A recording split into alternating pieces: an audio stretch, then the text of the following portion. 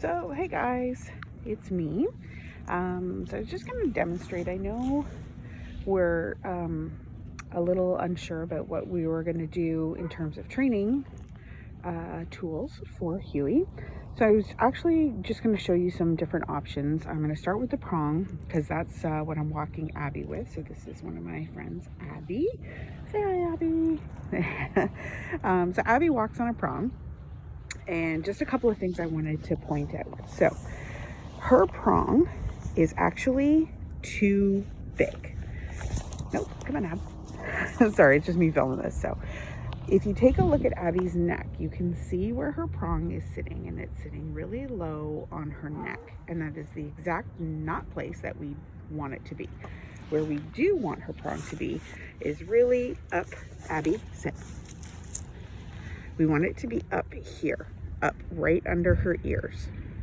Okay, so how you do that is, in Abby's case, now Abby isn't my dog, so I kind of have to go with what her owners want. But what I would do in Abby's case is I would take a couple of links out, one or two, make it a little bit snugger. That way you don't have to, like you can see here, I have to pull with some vigor to just even get it cinching tight, and that's clearly not tight enough to cause any kind of problem with her. So you need it to be a little bit snug, and you want it riding up right under her ears. When it's low on her chest, like where it is, like low on her neck, that's the thickest, toughest part of the dog's neck, and you have to pop with some real serious strength, especially with a big dog like Abby, to make any kind of impact. Abby's an older dog too, very much like Huey. She's about 8 or 9 years old. So same thing. You want to, if you're thinking about using a prong, you want it to fit snugly. You want it right up under her ears, under his ears, sorry. So when you're walking, Abby, no. When you're walking with a prong, if you're taking a look at it right now, if this is Huey's first time on a prong, what you're going to want to do is you're going to want to kill the prong. So you can see there's the O-ring and the D-ring. And what you would do is you would actually clip your leash through both of these at the same time. And what that does is that puts the prong at about 50% strength. And what that will do is, until we know how sensitive Huey is, that makes the pops on the prong less potent. If Huey is super sensitive, if you can hurt his feelings by saying no, then you may need to do that. If Huey is super tough and is like, nope, don't care, couldn't care less, then you might need to go on just the D-ring. So when you're walking with a prong, the whole rule is that you will never, ever, ever be pulled. Prong on, no pulling, ever. If they pull, the prong works on the rule of opposites. So we're going to tell Abby to heel, heel. I want it nice and loose. As soon as she starts pulling, no, pop, back. Good. Sorry, I'm trying to do this one-handed while filming, so it's tougher. Abby, sit, sit, sit. Sit. Good. Good girl. Good girl, Abs. And that's a correction. So you're always, when you're dealing with a prong, you're always dealing with a loose leash.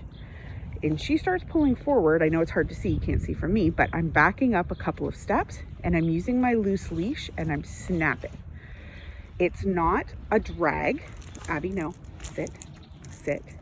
Good. Good girl. It's not a drag, because constant pressure defeats the purpose of a prong. A prong is supposed to be a simple, quick snap in. It's a cinch. If it's a constant pull and drag, then the dog actually gets used to it and it has no effect whatsoever.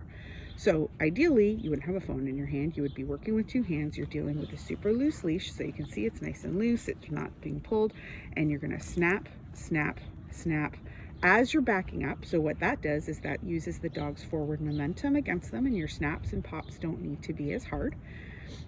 And you're going to get the dog's attention back to you. No. Abby, sit. Good. And so I know yesterday you were asking about, okay, I'm trying to make Huey sit on a walk and he's not sitting. If you have him on a prong, that's literally what you're going to do. You're going to ask him to sit. If he doesn't sit, pop, pop. You can use your treat to kind of help and lure him as he's still learning. A little pressure on the bum, get him his butt down. Once he sits, tons of treats, tons of love him up. Okay, does this make sense? So again, we're going to try and walk a little bit. Again, it's tough because it's only just me, but Abby, no. So the second she starts to roam, no, no, no, no. Good girl. When she comes back to me, sit. She sits. Good girl. Awesome.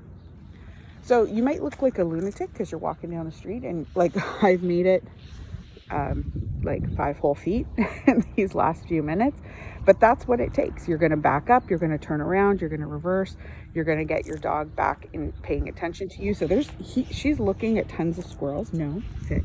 No, sit. Good girl. She's looking at squirrels, she's checking things out, and that's fine. She's not barking, she's not baying, she's not pulling me, she's not trying to get to them. She can look, she just can't do anything about it until I tell her that she can. Okay, so I hope this helps. This is a little bit about the prong. What I'm going to do as well is the martingale, and I was talking with my partner about a gentle leader, which might help, especially if Huey hates the prong or if you're nervous to use it. The gentle leader might be a big help. Okay, I will talk to you soon. Bye.